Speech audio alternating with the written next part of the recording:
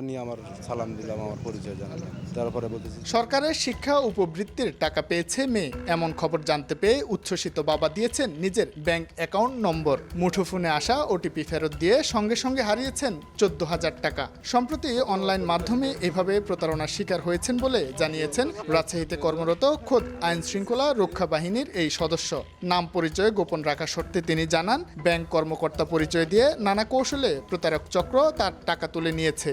আপনার মেয়ের গত 1 বছর ধরে উপবৃত্তি যে টাকাটা পাইতো, এই টাকাটা আমরা বারবার থ্রো করতেছি ব্যাংকে, কিন্তু অগ্রণী ব্যাংকের স্টুডেন্ট অ্যাকাউন্টের সমস্যার কারণে টাকাটা আমরা থ্রো করতেছি, ওইটা আবার ব্যাগ আসতেছে। তো আমি বললাম যে ভাই, আমার কোনো এরকম ব্যাংক নাই, আমার একটা ব্যাংক আছে। তখন বলতেছে, স্যার ঠিক আছে, আপনি তাহলে ওই নাম্বারটাই দেন, কার্ডের উপরে 16টা 17টা ডিজিটের একটা নাম্বার আছে, এই নাম্বারটা বলেন। র্যাবের ভাষ্যমতে হেলো ওয়েলকাম গ্রুপ নামে ফরিদপুর থেকে নিয়ন্ত্রিত হয় এই প্রতারক চক্র।